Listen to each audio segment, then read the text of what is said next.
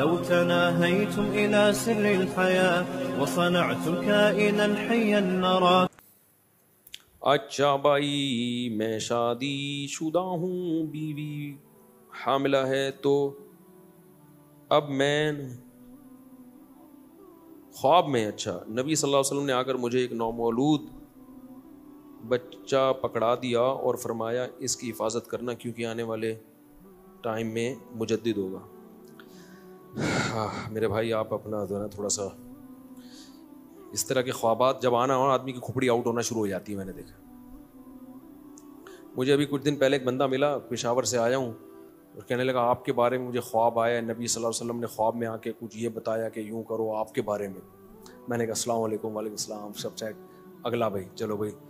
تو مجھے ہمارے ایڈمن نے کہا یار اتنا عظیم خواب سنا رہا ہے، آپ نے لفٹ ہی نہیں کرائی. میں نے کہا بھائی پتہ نہیں سچا سنا رہا ہے جھوٹا سنا رہا ہے، اور اگر خواب سنا بھی رہا ہے تو اس کی تعبیر کیا ہے، یہ اس میں ٹائم لگتا ہے. تو ایسے ہی تھوڑی جو بھی آ کے خواب سنائے اچھا اڑے یار بیان میں لاؤ بھائی.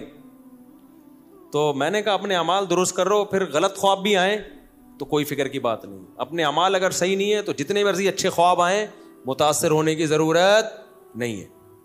تو اس لیے فوکس عمل کو زیادہ کرو. باقی نبی کا خواب میں آنا بہت بابرکت عمل ہے، لیکن یقینی تو ہو نا. کوئی بھی آ کے بول دے مفتی صاحب میں نے آپ کے بارے میں خواب دیکھا، میں کیسے یقین کر لوں بھائی. بعض دفعہ میں اس بیچارے جو پشاور والا ہے اس کو جھوٹا نہیں قرار دے رہا، لیکن میں تو کسی کو پرسنلی جانتا نہیں ہوں نا. تو بھائی ہو سکتا ہے کہ سچ بول رہا ہو سکتا ہے بعض دفعہ کوئی آدمی کسی کا فیور لینے کے لیے، یہ جو جعلی مریدین ہوتے ہیں نا، ان کے جعلی پیر ہوتے ہیں، ان کے مریدین جھوٹے خواب سنا سنا کے نا اپنے پیر کا بڑا قرب حاصل کرتے ہیں. پیر صاحب کہتے ہیں یہ خواب دیکھو یہ آیا سنا بے میرے بارے میں کیا ہے تیرے کو. تو بھائی میں کسی کو ذاتی طور پہ جانتا نہیں ہوں، میں نے یہ نہیں کہا آپ جھوٹ بول رہے ہیں. میں نے کہا بھائی ہو سکتا ہے سچ بول رہے ہو، ماشاءاللہ اگر واقعی دیکھا ہے تو اللہ مبارک کرے، جو اس کی برکتیں ہیں خواب کی ہمیں اللہ دے.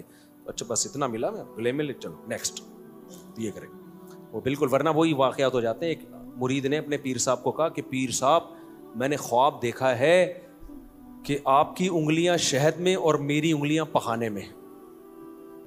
پیر صاحب نے کہا، اب پیر صاحب بھی ہے نا اگر انسان ہوتے تو بولتے یار کچھ بھی آ سکتا ہے خواب میں، اگر شہد میں انگلیاں ہیں بھی تو میرا عمل اگر ٹھیک ہے تو انگلیاں شہد میں ہونے اس کے بغیر بھی میں ٹھیک ہوں، اگر میرا عمل خراب ہے تو انگلیاں شہد میں ہونے سے میں ٹھیک نہیں ہوں گا. یہ کہہ دیتے جان بچ جاتی.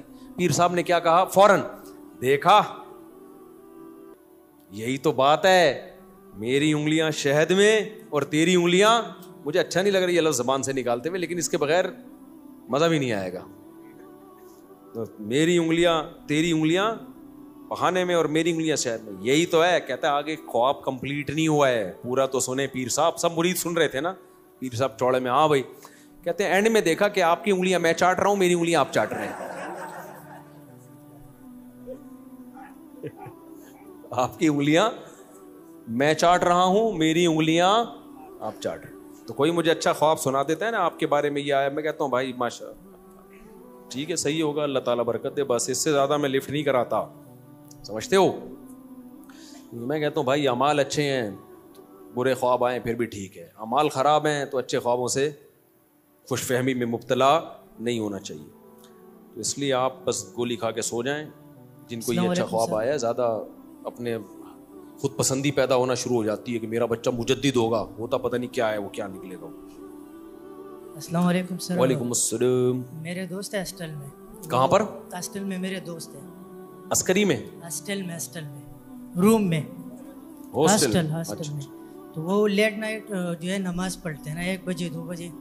تو ہماری ریزننگ بھی ہوتا ہے اس میں کہ میں بولتا ہوں کہ ٹائم پہ نماز کرو، فون کی وجہ سے چھوٹ جاتے ہیں. عشاء کی نماز لیٹ پڑھتے ہیں؟ جی عشاء کی، وہ بولے کہ صبح تک ہوتے ہیں. تو اس میں کیا حوالے سے؟ عشاء کی نماز کا ٹائم تو فجر سے پہلے تک ہوتا ہے، لیکن اتنی دیر کرنا جائز نہیں ہے. سر وہ جو ہے وہ فون کی وجہ سے چھوڑتے ہیں، فون کی وجہ سے فون استعمال کرتے اس وقت نماز کی جو ٹائم. غلط ہے نا یہ. عشاء کی رات 1/3 سے پہلے پڑھ لینی چاہیے. بہت شدید مجبوری ہو تو آدھی رات سے پہلے. تو آدھی رات کے بعد، آدھی سے بھی زیادہ ڈیلے کرنا پھر مکروہ ہے، ناپسندیدہ ہے، یہ برا عمل ہے. تو 1/3 رات، ورنہ بہت ہی لیٹ کرنا ہے تو آدھی رات کا آدھا حصہ گزرنے سے پہلے پڑھ لی جائے. ہاں بھائی السلام علیکم. وعلیکم السلام. مفتی صاحب میرا سوال یہ ہے, تو میرے گھر والے نے نیت کرا تھا کہ میرا بیٹا ٹھیک ہو جائے تو میں 2 روزہ رکھوں گی. 2 روزے رکھوں گی؟ جی. بیٹا تو ٹھیک ہو گیا, سال گزر گئے, ابھی تک انہوں نے روزہ نہیں رکھا. جب میں گرفت کرتا ہوں تو وہ ناراض ہو جاتی ہے. تو میں نے کہا گناہ ہے بھائی. بیگم نے منت مانی تھی, زبان سے اگر یہ الفاظ کہے تھے نا میرا بچہ ٹھیک ہو گیا تو 2 روزے رکھوں گی, تو یہ منت پوری کرنا واجب ہے. یوفون بالنذر, قرآن کہتا ہے ایمان والے لوگ اپنی منت کو پورا کرتے ہیں کیونکہ ان کو ڈر ہے آخرت کا. تو آپ بس ان کو ایک دفعہ بتا دیں, لڑیں نہیں. کبھی بھی کسی کی اصلاح میں نا اس کو درد سر نہیں بنانا چاہیے. زمانے میں اس سے لڑائیاں ہوتی ہیں. بیگم کو ایک دفعہ بتا دیا, بیگم تم پہ شرعاً واجب ہے 2 روزے آپ رکھ لو, دیر نہ کرو, زندگی موت کا کوئی بھروسہ نہیں. ایک دفعہ بتا دیا, بیگم کہ یوں بڑے نیک بن رہے ہو, انہیں کہنا یہی ہے. دوبارہ آپ نے کہہ دیا 2-4 دنوں کے بعد بیگم رکھ لو, پھر وہ کہیں گی بس بول دیا نا کیا ہے میں رکھوں گی نا. بہت ہوا, تھوڑے دن کے بعد تیسری دفعہ دوبارہ بول دیا, بس اب چوتھی دفعہ بولو گے تو تم واجب الچتر ہو لو. پھر السلام علیکم. آپ کا جو فرض تھا ادا ہو گیا, بس چھوڑ دو یار اس کو, اپنے حال رکھ لے گی, اس نے اپنی خبر میں جانا ہے. گھر کا ماحول خراب نہیں کرو, درد سر نہیں بناؤ, ایک چیز کو آنا کا مسئلہ نہیں بناؤ. ہوا و حرص والا دل بدل دے, میرا غفلت میں ڈوبا دل بدل دے.